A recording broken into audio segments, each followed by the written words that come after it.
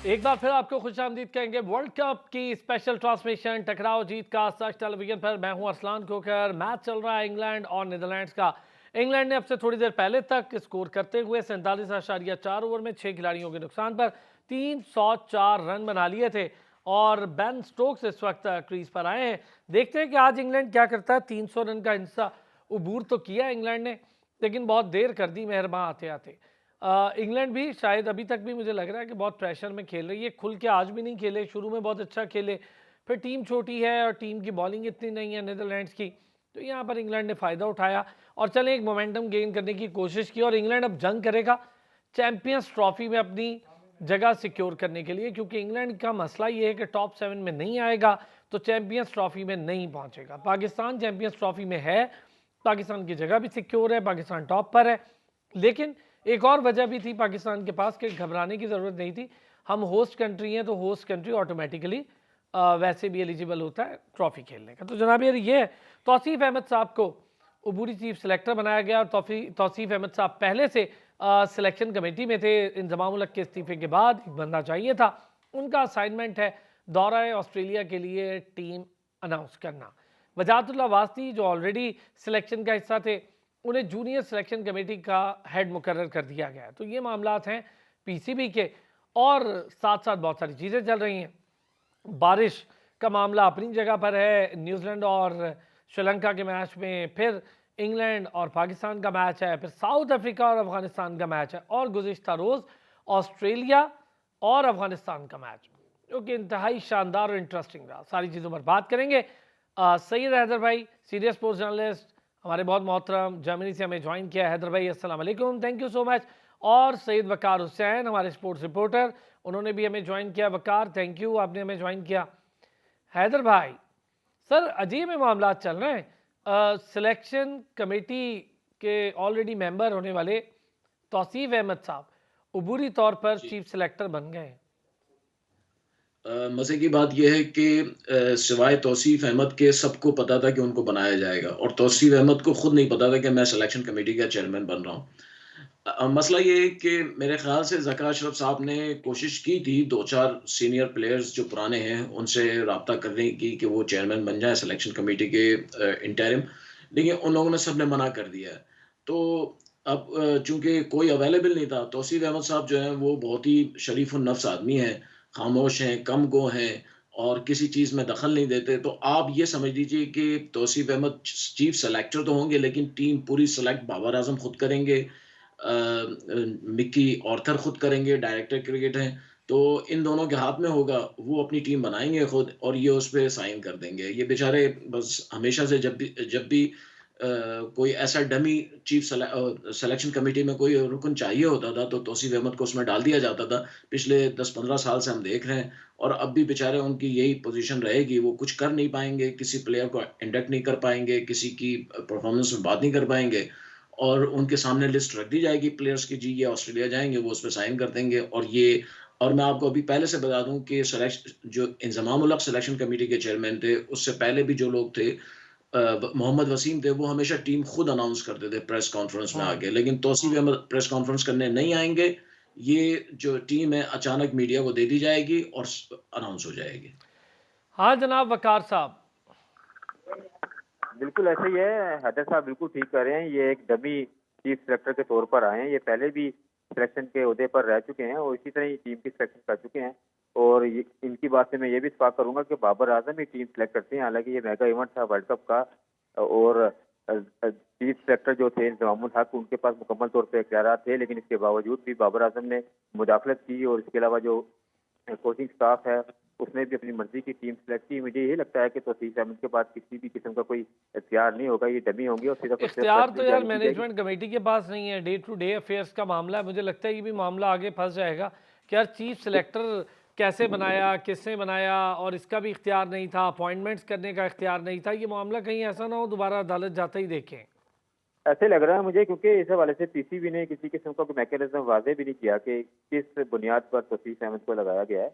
और तौसीफ अहमद ने पहले भी टीम जो सेलेक्ट की है वो ग्रां की तरफ खिदमात सर अंजाम नहीं दे चुकी है और टीम ने काफी मैच हारे थे। और जहाँ तक वसीम साहब का ताल्लुक है, वसीम साहब जो से हैं वो खुद टीम अनाउंस करते थे मोहम्मद वसीम, और इसके अलावा उनके पास लैपटॉप भी होता था। मुकम्मल तौर पर वो ग्रास रूट लेवल से टीम सेलेक्ट करते थे और यार खिलाड़ियों की लैपटॉप तो कारकर्दगी। पीसीबी इंजमाम को भी लेके दे सकती थी।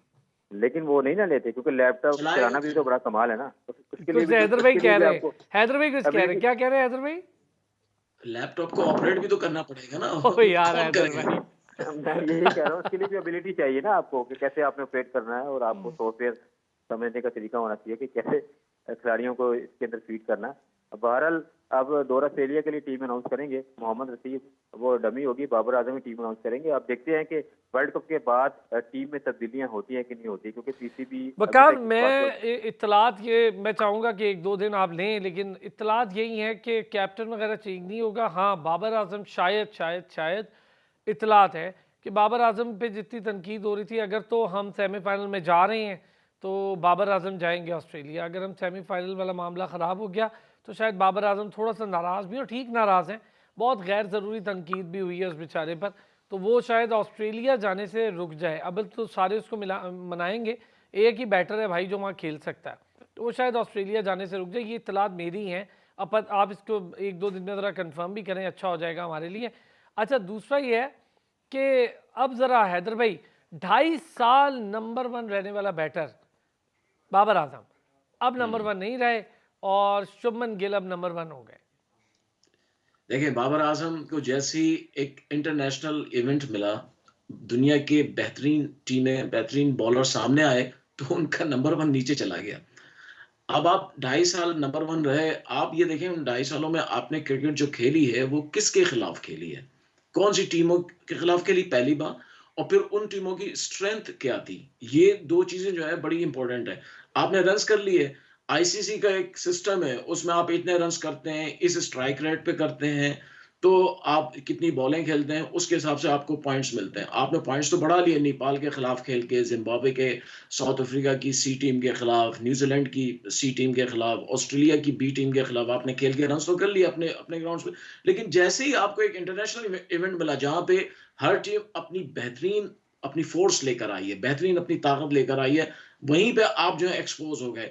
अब ये ऑस्ट्रेलिया का जो टूर है, बाबर आजम मैं समझता हूँ इस वक्त दुनिया के बेहतरीन बैट्समैनों में से एक हैं, पाकिस्तान के सबसे अच्छे बैटर हैं। लेकिन हो सकता है बाबर आजम दुआ कर रहे हो यार ये ऑस्ट्रेलिया का टूर निकल जाए और मैं किसी बहाने से ना रह जाऊं, ताकि अगर कहीं वहां पे कोई परफॉर्मेंस ना हो सकी तो बहुत नीचे आ जाएंगे। कैप्टनशिप तो जाएगी, और मेरे ख्याल से मुझे जहां तक पता चला है उनको कैप्टनशिप से हटाया नहीं जाएगा। ऑस्ट्रेलिया की टूर में वही कैप्टनशिप करेंगे, क्योंकि पाकिस्तान के पास, पीसीबी के पास कोई सब्स्टिट्यूट नहीं है, कोई बनाया ही नहीं है। इन्होंने बनने ही नहीं दिया है किसी को जो बना सके। और ऑस्ट्रेलिया का टूर बड़ा मुश्किल टूर होता है, और ऐसे इस मुश्किल टूर पे कोई भी वॉलंटरी आगे नहीं आएगा जी मुझे बना दें, कि सरफराज कहें जी मुझे बना दें, या इमाद वसीम कहें मुझे बना, खैर इमाद वसीम तो टीम में नहीं है, या शाहीन शाह अफरीदी कहें मुझे बना दें।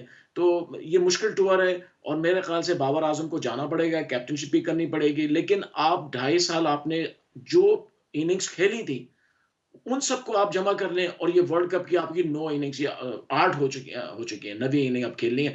उन 8 इनिंग्स को एक तरफ कर लें, आप अपना खुद जायजा लें कि आपने 2.5 सालों में क्या किया था और इन 8 इनिंग्स में क्या किया है, तो सामने नजर आ जाएगा। ठीक हो गया जी बकार। इसी पर 2.5 साल बाद हमारा बैटर नंबर 1 की पोजीशन से नीचे आया, बट 2.5 साल बहरहाल उसने बड़ी टीम्स के अगेंस्ट भी मैचेस खेले, ये नहीं कि सिर्फ 2.5 साल खेला।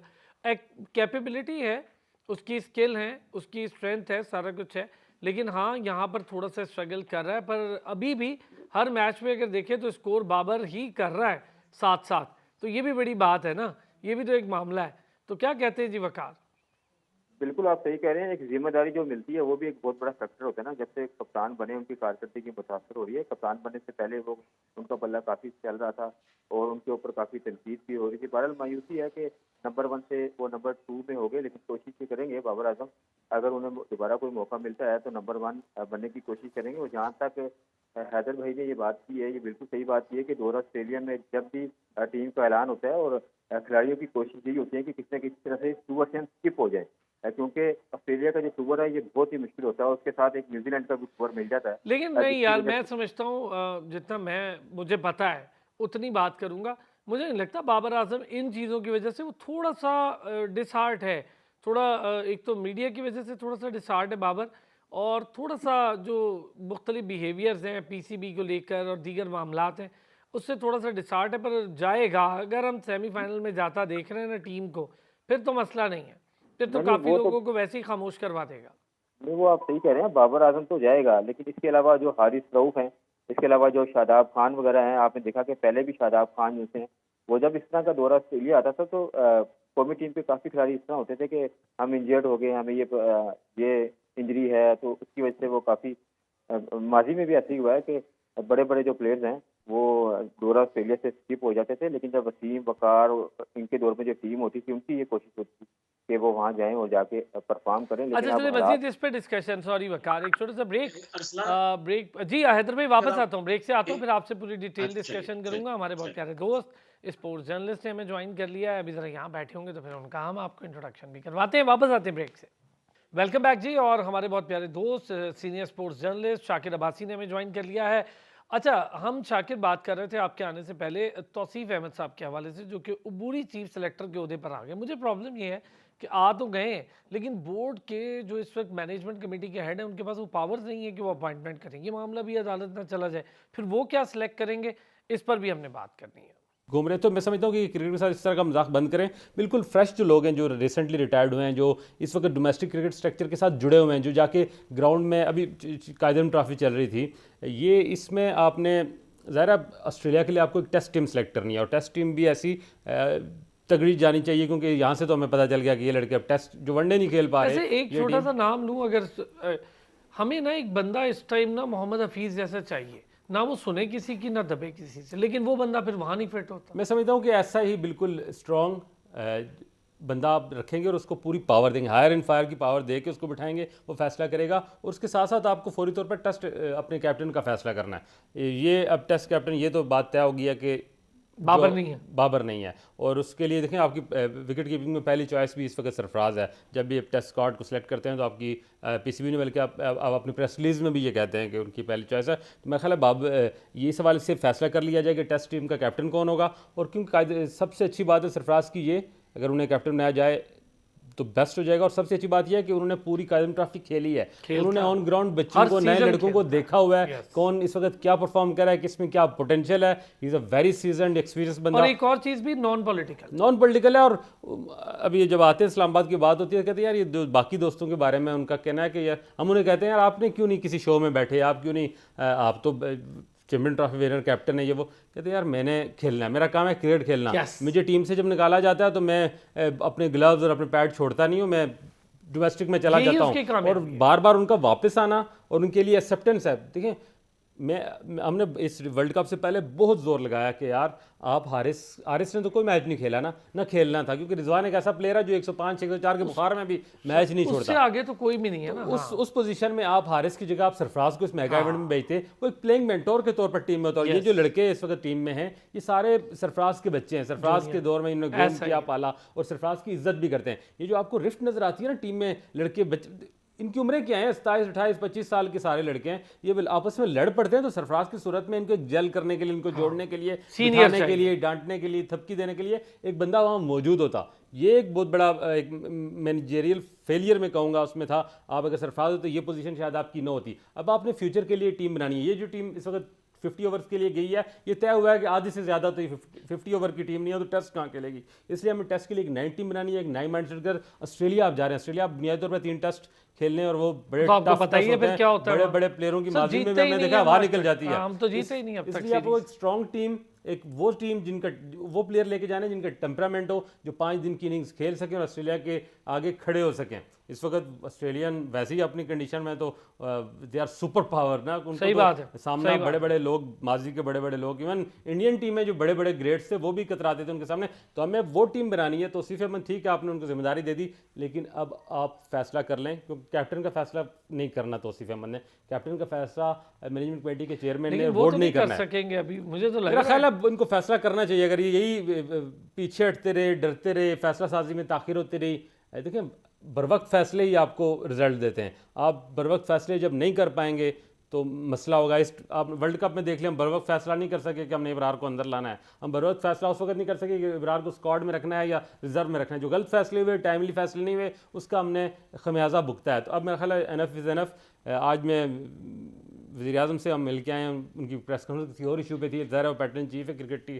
तो जब ख़त्म हुआ तो हमने उनसे बात की, मैंने कहा यार श्रीलंकन बोर्ड तो बुरी परफॉर्मेंस थी, श्रीलंकन क्रिकेट बोर्ड को जो है वो गवर्नमेंट ने तो उड़ा के रख दिया है और आप इनके एक्सटेंशन पे एक्सटेंशन दे ही जा रहे हैं अपने बोर्ड को। इनकी कारकर्दगी कौन सी? तो उन्होंने कहा यार मुझे माफ़ करें, मेरे 2 माह रहते हैं, ये गंद क्रिकेट का मैं अपने गले नहीं डालता। इलेक्शन होंगे, नई टीम आएगी, नई गवर्नमेंट आएगी, वो अपनी मर्जी से कर ले। तो मतलब वो भी इतने कुछ क्रिकेट के वाले संजीदा नहीं रखे। मैंने उन्हें यही पूछा कि यार माजी में जितने भी कुछ लग रहा है कि पाकिस्तान की टीम सेमीफाइनल में पहुंच जाएगी और हमारा मैच इंडिया के साथ होगा, तो माजी में जो सरबाए हुकूमत होते थे वो जाते थे इंडिया पाकिस्तान के बड़े मैच को, तो आपको कोई दावतनामा आया तो आप जाएंगे?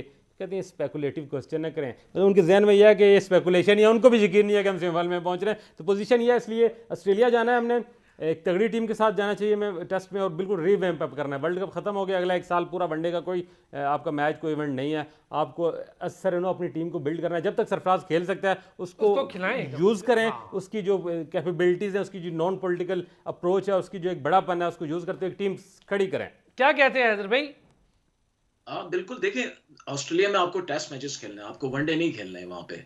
इसका मतलब है आपको जो है लॉन्ग ड्यूरेशन के प्लेयर्स, बैट्समैन चाहिए। आपकी टीम में इस वक्त जो टीम खेल रही है वहां पे इंडिया में, उसमें मुझे कोई ऐसा नजर नहीं आता है जो ऑस्ट्रेलियन पिचेस पे जहां बॉल जो है वो नाक के पास से गुजरती है हर गेंद, यानी जो लो बाउंस होती है वो आपकी नाक पे आती है। और वहां पे आपका पहला मैच भी जो है पर्थ में है। पर्थ में वो नया ग्राउंड है, ठीक है, वाका की तरह नहीं है, वो पिच नहीं है, थोड़ी सी उससे स्लो है, लेकिन फिर भी वहां पे ऑस्ट्रेलियन फास्ट बॉलर्स जो है ना आपको दिन में तारे दिखा देंगे। अच्छा, अब टीम जो जाएगी वो जानी चाहिए वो टीम जिसने कायद-ए-आज़म उसमें वो लड़के सेलेक्ट होने चाहिए जिन्होंने कायद-ए-आज़म ट्रॉफी में अच्छी परफॉर्मेंस दिखाई है। कायद-ए-आज़म ट्रॉफी जो थी वो 4 रोजा मैचेस थे, वहां पे प्लेयर्स ने विकेट पे खड़े होकर बैटिंग की, रन्स किए हैं। वो आपको बैटर्स वहां चाहिए, आपको वो नहीं चाहिए जो T20 क्रिकेट खेलते हैं। आप फखर जमान की 1 सेंचुरी की उस पे बेस पे उनको नहीं टेस्टिंग में डाल सकते हैं, वो वहां नहीं खेल सकते हैं। तो अब ये जो चीफ सेलेक्टर आए हैं आपके तौसीफ अहमद, ठीक है इंटरिम है, लेकिन इंटरिम होने के बावजूद ये सिलेक्शन कमेटी में तो थे ना। तो इनसे ये पूछा जाए आपने क्या देखा, आपने जो टीम जो कायद-ए-आज़म ट्रॉफी होती रही आपने उसमें क्या देखा है? कोई सा आपने प्लेयर असेस किया है, कोई उनके एकोमोडेशन की है, आपने कोई उनके स्टेट्स जमा किए हैं, आपने उनकी कोई बैटिंग देखी है? तो जीरो है वो किसी मैच में कहीं पे नहीं, क्योंकि कायद-ए-आज़म ट्रॉफी के सारे मैचेस जो है वो नॉर्थ में होते रहे, नॉर्थ पाकिस्तान में या पंजाब में हुए यार। ना भी होते रहे तो मैं आपको बड़ा अपने वसूख से बताऊं, तौसीफ भाई बीमार रहे पिछले दिनों, घर पे थे, मेरी अपनी बात हुई उनसे, उसके बाद वो टेलीविजन शो में बैठे रहे। यार मैं अरसलान बात कहने वाली नहीं है, मैं आपको बताऊं ये पहले आज से 4-5 साल पहले थे, 6 साल पहले सिलेक्शन कब कमेटी नहीं में थे यार, हर थोड़े दिन बाद होते हैं हारून रशीद और ये स्टेडियम में, इनके पास नेशनल स्टेडियम में फैक्स पे टीम आ गई कि जी ये टीम आप साइन कर दें। बताइए, ये सिलेक्शन कमेटी है हमारी, तो उस सिलेक्शन कमेटी से व्हाट कैन यू एक्सपेक्ट? आप क्या एक्सपेक्ट कर सकते हैं? इनके पास कोई अच्छा, एक बात और कहूं, हमारे यहाँ कप्तान ऊपर से नहीं आता है, नीचे से आता है। प्लेयर ग्रुप जो है ना वो कप्तान बनवाता है। सरफराज को बनाने की बात की शाकिर ने, बहुत अच्छी बात है, he is experienced, he knows very well कि टीम कैसी होनी चाहिए, कौन खेलना चाहिए, लेकिन कप्तान जो है नीचे से आएगा, प्लेयर पावर जो है ना, और आपके डायरेक्टर क्रिकेट जिनको नजम सेठी साहब ने गॉड ऑफ क्रिकेट समझ रखा है, एक चैंपियन ट्रॉफी उन्होंने क्या जितवाई अपनी कोचिंग में। नजम सेठी साहब ने हर मर्ज का उसको इलाज समझ लिया है, कैंसर का भी वो इलाज है, फ्लू का भी वही है, बुखार का भी वही है, यानी हर चीज का वो। तो मैं आपको बता रहा हूँ बाबर आजम को कप्तानी से नहीं हटाया जाएगा। शुभ शुभ पीर है वो टीम के, दूर से फूंक मारते सही हो जाती है टीम आपकी। अब तो वो ऑनलाइन है। भाई आप बना ले, आप टीम उनसे कह के बना ले, फिर हशर देख लीजिएगा क्या होगा वहां पे। अच्छा, आपने बाबर आजम की मैं आपको बताऊं 2020 के दिसंबर में पाकिस्तान न्यूजीलैंड गई, वो दोनों टेस्ट मैचेस नहीं खेले, रिजवान ने कप्तानी की वहां पे, उन्होंने कहा जी मेरी उंगली में चोट लगी हुई है। 5 दिन के बाद टीम वापस आई, साउथ अफ्रीका की टीम आई, वो दोनों टेस्ट उन्होंने पाकिस्तान में खेले फौरन। यानी हमारा मेंटल स्टेटस ये है कि जहां मुश्किल टूर आता है हम पीछे हट जाते हैं। तो अब ऑस्ट्रेलिया का टूर जो है ये बड़ा मुश्किल टूर होगा, ये आसान नहीं होगा। और हमारी टीम जो है, मैं अल्लाह से दुआ करता हूँ कि 5 रोजा मैच 3 दिन तक चल जाए, अगर बारिश ना हुई। वकार क्या कहते हैं? मैंने आपको प्रोग्राम के आगाज में भी कहा था कि जब ऑस्ट्रेलिया का टूर आता है तो तमाम खिलाड़ी मुश्किलात का शिकार होते हैं। उनकी कोशिश होती है कि किसी तरह से वो स्किप हो जाए। एक तो वहाँ फिटनेस का मेयार का लेवल बहुत हाई होता है, क्योंकि न्यूजीलैंड की आपने ग्राउंड देखी है कि वहाँ पर जो ग्रास होती है, उसके अलावा जो मिट्टी होती है वो पाँव पे लगती है। इसके लिए तो आपकी थाइस का मजबूत होना भी बहुत जरूरी होता है, इसलिए आपका फिटनेस का लेवल जो होता है वो काफी हाई होना चाहिए। इसलिए खिलाड़ियों की कोशिश ही होती है कि वो किसी न किसी तरह से कन्नी कतरा जाए। बहरहाल मुझे नहीं लगता कि बाबर आजम को तब्दील किया जाएगा। अगर बाबर आजम सेमीफाइनल में नहीं भी पहुंचे तो बाबर आजम को इसलिए भी तब्दील नहीं किया जाएगा। यही तो बात है, सेमीफाइनल तक टीम पहुंच गई तो आप सब भूल जाएंगे। हाँ बिल्कुल, क्योंकि दोबारा ऑस्ट्रेलिया में भी उनकी कारकर्दगी को देखा जाएगा, उसके बाद उनके मुस्तकबिल का फैसला किया जाएगा कि वनडे, T20 और तीनों फॉर्मेट में। अच्छा, इतलात यही है अभी तक ना शाकिर, मेरे पास भी ये बात ठीक है कि अभी थोड़ा सा बाबर आजम को भी वो थोड़ा शेकी हो रहे हैं कि इतना बड़ा फैसला, बाबर बड़ा नाम है ना, इतना बड़ा फैसला, फिर अभी ऑस्ट्रेलिया के टूर पे को लेने को भी तैयार नहीं है कैप्टनसी। सबको पता है कि वहाँ का रिजल्ट क्या है, उधर नविश्ता दीवार है, सामने नजर आ रहा है, तो ये भी बड़े प्रॉब्लम है। मैं एक छोटा सा ब्रेक लेता हूँ जी, शाकिर से इस पर भी बात करते हैं। और दूसरा ये कि हमारी टीम अब अच्छा प्रोग्रेस कर गई लास्ट में, और आप देखिए लास्ट में न्यूजीलैंड जो है, जो शुरू में अच्छा प्रोग्रेस कर रही थी, वो बिल्कुल ही अलग इस वक्त बिहेवियर दिखा रही है, बिल्कुल अलग मोमेंटम पे है, हम बिल्कुल अलग मोमेंटम पे है। और अब मैच होगा श्रीलंका और न्यूजीलैंड का, हमारा और इंग्लैंड का, इस पर बात करते हैं, वापस आते हैं ब्रेक से। वेलकम बैक जी, टकराओ जीत का हम एक बार फिर कहेंगे आपको खुश आमदीद। शाकिर अब्बासी, सैयद हैदर भाई और सैयद वकार हुसैन हमारे साथ मौजूद है। शाकिर, कल मैक्सवेल के नहीं यार, ये चीज़ मैक्सवेल ने बताई है शाकिर, आउट होते हो 7 भी आउट हो जाए तो वन मैन आर्मी खिलाड़ी, क्रिकेट का यही खूबसूरती है, कभी भी गेम चेंज हो जाती है और उससे करके दिखाई। तो क्रिकेट रहती दुनिया तक रहेगा, और इस इनिंग्स के साथ मैक्सवेल भी रहती दुनिया, वो इमोर्टल हो गया इस इनिंग्स से। क्योंकि कल मैं स्नैन के शो में बैठे थे तो बात हो रही थी, मैंने कहा यार मैक्सवेल के अंदर आपको विराट कोहली भी नज़र आ रहा था, आपको AB डिविलियर 360 शॉट्स उसने खेले हैं वो भी नज़र आ रहा था, आपको शाहिद अफरीदी वाले बम्बार्डमेंट भी नज़र आ रही थी, तेंदुलकर वाला ठहराव और इलिन बिल्ड, सब वो एक कंप्लीट पैकेज एक शख्स के अंदर आपको नज़र आ रहा था। और उसने ये ज़रूर बताया है, मैंने कहा ना, हमने ऑस्ट्रेलिया का कैच छोड़ा था उसका ओपनर का, वार्नर का, तो हमारे कैप्टन के शोल्डर यूं हो गए थे कि हम मैच हार गए। लेकिन उसने कहा कि क्रिकेट में आखिरी बॉल तक लड़ना होता है, हार नहीं मानेंगे तो आपको कोई नहीं हरा सका। और वही बात है कि बहादुर, किस्मत जो है बहादुरों का साथ देती है, और उसने बिल्कुल जिगरे के साथ खेला है। थोड़ी सी मैं ज़ाहिर है ये बात करके मैं उसकी इनिंग्स को डिमेरिट नहीं करना चाहता, लेकिन अफगानिस्तान के कैप्टन की कैप्टनसी, उनके बॉलर की बॉलिंग भी मेरा ख्याल डर गए सीधी बात। मुझे पहले लगा शायद जब 90 पे 7 आउट हो गए तो वो समझ बैठे कि अब हम जीत गए तो कैजुअल ले लिया। जितनी देर वो कैजुअल रहे, 3 देर उसने अपने आप को सेट कर लिया, और जब वो सेट हो गया तो फिर उसने किसी को माफ़ नहीं किया। कहते हैं ना कि पैट कमिंस को भी क्रेडिट दे भाई। पैट कमिंस ने तो वो इनिंग्स खेली है जो उसने तो एशेस बना लिया कि आज मैं एशेस खेल रहा हूँ भाई, और वो 12-13 रन 60-70 बालों पे वो उतना ही इक्वल, देखिए तराजू में अगर तोलेंगे तो उतना ही इक्वल है। ठीक है, आपको रन थोड़े नजर आ रहे हैं, लेकिन वो स्पोर्ट अगर पैट कमिंस की उसको ना होती तो वो हो जाती टीम, क्या करता अकेला, सारे आउट हो जाते तो क्या करता? ऐसा ही है, एक विकेट गिर जाती तो फिर प्रेशर आता है। उसने सस्टेन किया, उसने उसको देखे ना एंड पे आके उनके ओवर मेडन भी खेले उन्होंने जब उसको बहुत ज़्यादा क्रैम्प पड़े, लेकिन हिम्मत नहीं आ रही। ये सबक है। और मैंने कल भी बात एक शो में की, मैंने कहा यार ये जो एकेडमीज़ है ना, इनमें इसको एज अ बोर्ड पे लगा के ना इसकी इनिंग्स लड़कों को दिखाई जाए कि कैसे क्राइसिस में खेलना है, कैसे स्पिनर को खेलना है, कैसे पेसर को खेलना है, और कैसे जब आपका top order middle order collapse कर जाए तो आपने कैसे एक बहादुर की तरह खड़े होकर। मुझे याद पड़ता है अब्दुल रज़ाक की हमने इनिंग्स एक देखी थी अफ्रीका के खिलाफ, वो भी बड़ी इनिंग्स थी। हम जब पैदा नहीं हुए थे तो वर्ल्ड कप में इंडिया के खिलाफ जब 175 कैपल देव ने बनाए थे, वहाँ भी जिम्बाब्वे के खिलाफ उनकी टीम भी तकरीबन 5-6 बुक हो गए थे, वो आके खड़ा हुआ। लेकिन हमने जो आज देखा है ना वो तो कमाल, वो शायद ही, लेकिन ये मैं खुशकिस्मत है कि एज अ क्रिकेट फैन हमने विटनेस किया। और मैक्सवेल बहरहाल उसने शिकस्त का वर्ड जो था ना उसको कल शिकस्त दी है। क्या ये इससे अच्छा जुमला आ रहे हैं यार, ये वैसे बड़ा अच्छा जुमला है हैदर भाई कि मैक्सवेल ने शिकस्त के वर्ड को कल शिकस्त दी है। वाह वाह, बिल्कुल। देखें, जब आप मेंटली बहुत ही सेट होते हैं, सेटल्ड होते हैं, कॉन्क्रीट होते हैं, और आपके पास अपना एक प्लान होता है कि मुझे कब क्या करना है। आप देखें उनके 7 खिलाड़ी आउट हो गए थे, लेकिन कोई पैनिक नहीं था उनके कैंप में। वहां पे डगआउट में जो बैठे हुए थे वो थोड़े सेटिस्फाई थे, उनके पास एक प्लान था जिस पे वो काम कर रहे थे। मैक्सवेल ने पहले उसने जो अपनी आधी इनिंग खेली है वो उसने बिल्कुल अकॉर्डिंग टू टेक्स्ट बुक खेली है। वो ड्राइव्स कर रहा था, कट कर रहा था, स्क्वायर ऑफ द विकेट ज्यादा खेल रहा था, और अफगानिस्तान की जो बॉलिंग थी उसको उसने थोड़ा सा एक फेस में लिया, ट्रैप करना, मैं कहूंगा वैसे ट्रैप मैं किया बताऊं, उन्होंने। उसने शेल में बंद कर दिया था। अफगानिस्तान की हाँ, बॉलिंग इतनी नहीं, घबरा उसने गई थी कि उनको समझ ही जी, नहीं आ रही थी वो क्या उसने करें। ठीक है, उसने पहले क्या किया, स्क्वायर ऑफ विकेट बड़ा अच्छा खेला, तो अफगानिस्तान के सारे बॉलर्स जो थे वो ऑन साइड के ऊपर अटैक करने हाँ, लगे, तो यार ये स्क्वायर ऑफ विकेट बहुत अच्छा। और वो ये भूल गए कि मैक्सवेल तो है ही ऑन साइड का बैट्समैन, वो कितनी महारत से जो है फ्लिक करता है, स्कूप करता है। तो उसने पहले ट्रैप किया उनके बॉलर्स को, नबी को, राशिद को, मुजीब को, और जब वो ऑन साइड पे अटैक करने लगे तो उसने पूरा फायदा उठाया। उसने लेग स्टंप छोड़ के ऑफ स्टंप पे जाके उनको जो है उसने जिस तरीके से पुल किए हैं स्पिनर्स को, तो मैक्सवेल की बैटिंग जो है कल, मैं समझता हूँ एक बिल्कुल कंट्रास्ट था कि अच्छा आप। हैदर भाई और शाकिर और वकार, तीन चीज़ें हम लोगों के सीखने की है ना। एक तो सबसे इंपॉर्टेंट बात कि मुझे अपने ऊपर कॉन्फिडेंस है, मुझे पता है मैं क्या कर सकता हूँ। दूसरा, भाई दूसरा एंड स्कोर नहीं कर रहा, मैं उसका प्रेशर नहीं लूंगा बल्कि उसका शुक्रिया अदा करूंगा।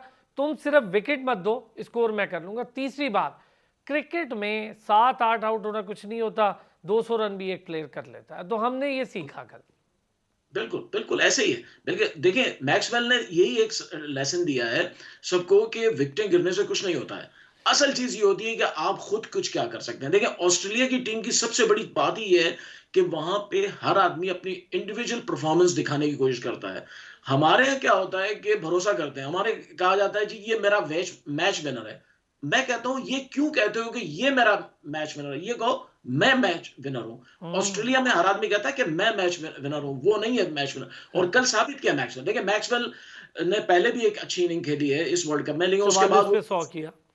ठीक है ना, उसके बाद वो डाउन हो गया था, डाउन हुआ पे कंकशन में चला गया, उसके सर पे चोट लगी, लेकिन उसके बाद आके उसने अपनी फिर वही बैटिंग अच्छा, दिखाई। मुझे लगा बात चोट लगी ये, उसके बाद ज्यादा समझ आ गई उसको कि क्या करना है।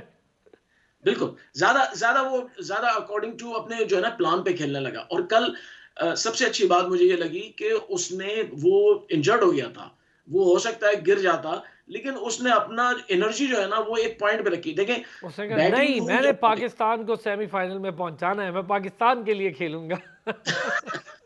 ये तो हम कह सकते हैं, या हम कह सकते हैं कि पाकिस्तान सेमीफाइनल खेलेगा, लेकिन मैक्सवेल ने तो ये कहोगा हमने अच्छा, खेलना है, एक हमने चीज हमने अब खेलना ना हमारे पास ये मौका है, देखा हमने कि इसी टूर्नामेंट में अनबिलीवेबल भी चीजें हुई, नामुमकिन मुमकिन हुई। वकार, क्या कहते हैं जी इंग्लैंड के अगेंस्ट? आज तो 340 कर गई, लेकिन बहुत ही मतलब मेरा ख्याल है छोटी टीम के खिलाफ 340 किया है इंग्लैंड ने। आपने वकार। ये कहा था ना कि हाँ हाँ। आपने प्रोग्राम के आगाज में ये कहा था ना कि इंग्लैंड की जो फॉर्म वापस आई है लेकिन बहुत लेट हो गई, बहुत देर हो गई है। अब इसका कोई फायदा नहीं है, लेकिन आज का मैच जो है वो इंग्लैंड जीत जाएगा। और खास करके आज बैन स्टोक ने भी जबरदस्त कारकर्दगी दिखाई है, लेकिन जो बैन स्टोक है उनका बल्ला भी काफी लेट चला है। अब बस हमें हर हाल में इंग्लैंड को शिकस्त देना होगी, बस हमारी यही दुआएं हैं, कौम की यही दुआएं हैं। और इसके अलावा सब ये चाहते हैं कि पाकिस्तान किसी न किसी तरह से सेमीफाइनल में रसाई हासिल करे। बस अब इंग्लैंड से खेले तो पता चले। शाकिर, कैसा मैच देखेंगे इंग्लैंड वाला? देखिए मुझे इस मैच से ज़्यादा अपनी फ़िक्र है कि बेन स्टोक भी फॉर्म में आ गया है, मिलान भी फॉर्म में आ गया, और थोड़ा बहुत जो है वो वॉक्स ने भी कर लिया। तो ये बड़ा डेंजरस है, हमें वो मैच बड़े मार्जिन से जीतना पड़ेगा।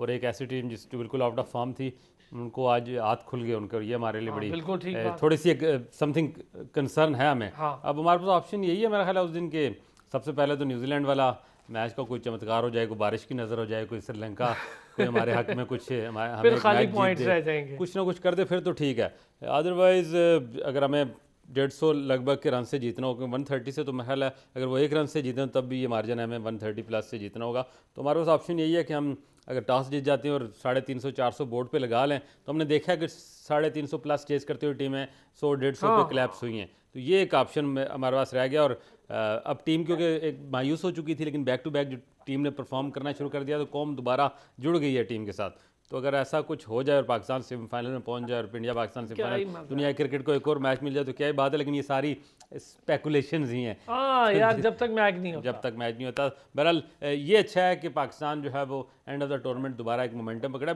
आप अगर याद हो 2019 में हम इंग्लैंड में थे, एग्जैक्टली यही सिचुएशन थी। 9 मैचेस ख़त्म हुए, 11-11 पॉइंट थे पाकिस्तान के भी और न्यूजीलैंड के भी। और न्यूजीलैंड रन रेट पे हमसे जो है आगे, हम आखिरी मैच बांग्लादेश से जीत के भी फाइनल में नहीं जा सके। तो यही ना हो कि हम इंग्लैंड से जीत के भी ना जा सकें, तो दुख होगा कि बैक टू बैक 4 साल बाद वही सूरत हाल होगी। लेकिन वो रन रेट हमारे फिर गले पड़ गया। यहाँ भी रन रेट ही गले पड़ रहा है ना। जी हैदर भाई कुछ कह रहे हैं? लेकिन एक बात कहूँ आपसे मैं, जी 2019 के वर्ल्ड कप में इंडिया ने इंग्लैंड से मैच जानबूझ के हारा कि पाकिस्तान ना आगे जा सके। उनका सेमीफाइनल पड़ गया न्यूजीलैंड के साथ और न्यूजीलैंड ने उनको सेमीफाइनल में हरा दिया। अब ऐसा इंडिया के माइंड में होगा कि न्यूजीलैंड अगर सेमीफाइनल में आ कोई गई उल्टा तो सीधा काम नहीं करना भाई, कोई उल्टा सीधा काम नहीं करना। मुझे लगता है शायद इंडिया खुश होगा आईसीसी या बीसीसीआई उनके लिए के आसान है ना। पाकिस्तान हाँ, चला उनके जाए, लिए खेलना पाकिस्तान आसान पर है। वो ज़्यादा हावी हैं और फिर फाइनेंशियली भी जो ब्रॉडकास्टर वो तो हैं, जो बहुत लोग बड़ा इन्वॉल्व फायदा हैं वो भी इस पे, और फिर जो अगर बुकीज़ वगैरह हैं तो वो तो और भी इन्वॉल्व होंगे। तो ये सारी सिचुएशन, क्योंकि इंडिया होस्ट कर रहा है तो वो इस एंगल में जा सकता है कि पाकिस्तान अगर पहुंच जाता है तो उनके जो है ना वो फायदे में है ये सारी चीजें, उनके चौपड़ियाँ वो फायदे भी में। 2-2 हो जाएंगी उनकी। सही बात, उनकी तो चांदी हो जाएगी। अच्छा जी, Syed Waqar Hussain thank you so much. Syed Haider भाई आपका बहुत शुक्रिया। Shakir Abbasi thank you so much brother, बड़ी मुश्किल से शाकिर ट्रैफिक से निकल के आए, हमारे लिए बहुत थैंक यू यार। चले जी, रात में 11 बजे होती है आपसे मुलाकात, देखेंगे नीदरलैंड क्या कर लेती है।